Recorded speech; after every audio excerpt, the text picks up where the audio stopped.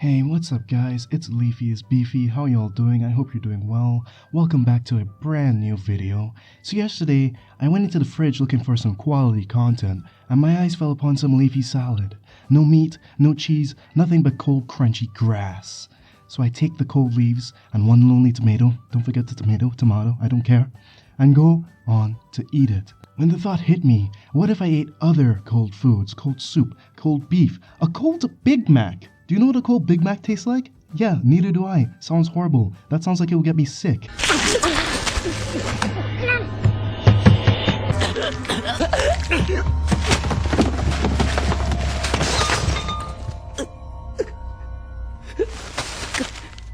You know, McDonald's cheeseburgers are so delicious, you almost have to smile. Have to smile. Which led me to my question. Could you get sick from eating cold food? I'm Calvin, and this is really wrong. What? I'm Jed, and this is Fact Rant. Pa-pa-pa-pa-pa-pa? What?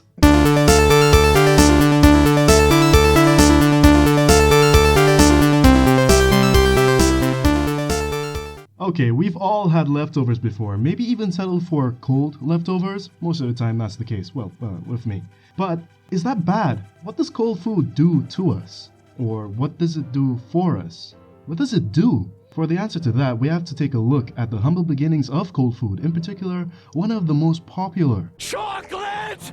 Ice cream. According to an article done by the Food Science Department at the University of Guelph, quote, much of the early history of ice cream remains unproven folklore, end quote. This is true. Some may say that the Romans invented it, and some may say that the British did it. However, most historians agree on, you guessed it, the Chinese. Apparently, ice cream, or something very much like what we know and love today, was first made in China for King Shang Tang of Shang. A mixture of buffalo's milk and rice packed with snow to freeze it all off. Of course, there are other rumored original recipes as well, but let's not focus on those. This puts ice cream's first appearance between 618 to 697 AD. Of course, this story itself has many variants, but we're pretty sure that ice cream showed up in China at some point in time. You know, at least before anyone else could make it.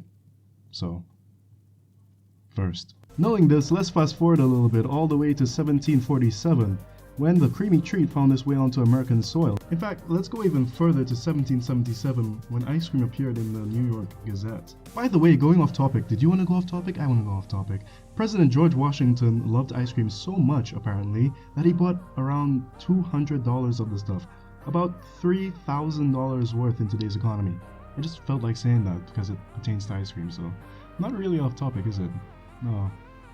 Moving on. Okay, remember those things I said about 1747 and 1777, you know, the Gazette, creamy treat finds its way to American soil, George Washington buys a ton of ice cream. Those things were just fun facts in the timeline of ice cream, when in fact ice cream really started to pick up in 1870 when German-born Carl von, you know, let's just call him Carl. Can I call him Carl? Certainly not from Carl. Carl! Well, Carl here invented industrial refrigeration. This made ice cream along with other new delicacies easier to produce and keep fresh. Bless your heart, Carl, just bless you. So in retrospect of human history, which is really small by the way compared to everything else, makes you feel kind of small. You should look at it sometime. Anyway, cold delicacies such as ice cream are fairly new, so it's not like we evolved to eat cold food because we had to, we kind of just started doing it. So what kind of effects do cold foods have in the body? Does it do more harm than good? Well, lucky for us, we already know a good amount on the effects of cold foods on the body, such as the fact that when we eat cold foods, we use up more energy in the form of calories. By the way, a calorie by definition is the energy it takes to raise the temperature of 1 gram of water 1 degree Celsius. And if our bodies follow simple thermodynamics, which it does, eating cold foods will mean that we use more calories. I would go for the details of this, but that would send me on a pretty long, boring fact rant. Let's continue.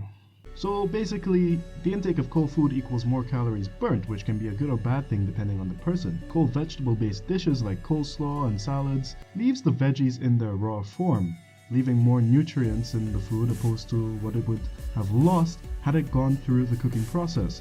However, what about other cold foods? Well, you see, eating cold foods doesn't really affect the body all that much. When you eat cold food, mechanical and chemical digestion will begin in the mouth. When you eat cooked food, digestion technically begins on the stove, where chemicals start to be broken down before they even enter the body. Not much of a trade-off since the percentage of nutrients gained or lost either way is not that much. So in terms of digestion, we're fine. In terms of nutrition, not much is being lost or gained with most foods. And if you're someone who eats things in moderation and keeps an okay diet in general, there aren't really any notable long-term effects. So if you eat cereal with cold or hot milk, you should be fine both ways. Both have nutritional benefits. Also, when you drink cold water, it metabolizes faster in the body. Warm water also has its fair share of benefits. As long as the food in question is free of harmful smelly bacteria like proteolytic bacteria, there's not much of an impact whether it's hot or cold. Without this microbial growth, that is. This is also assuming that the food is cooked either way, unless the dish in question is a salad or one that can be left raw with little to no consequence. So, what do you think? What reasons do you have that make cold foods good or bad? Leave your virtual voice in the form of typed characters in the comment section below. Thanks for watching, and keep on ranting.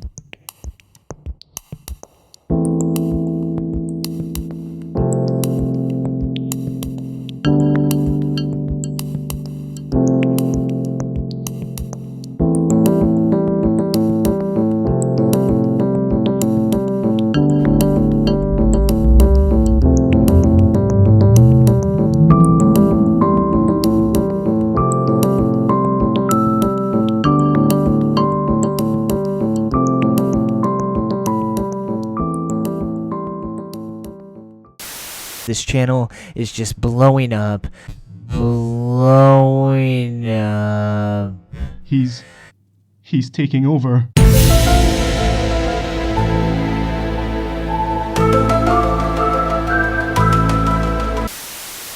Alright, let's read this through one more time. We use up more calories when we eat cold foods. And wait. So when you eat cold foods, does it cool down your body or heat up your body?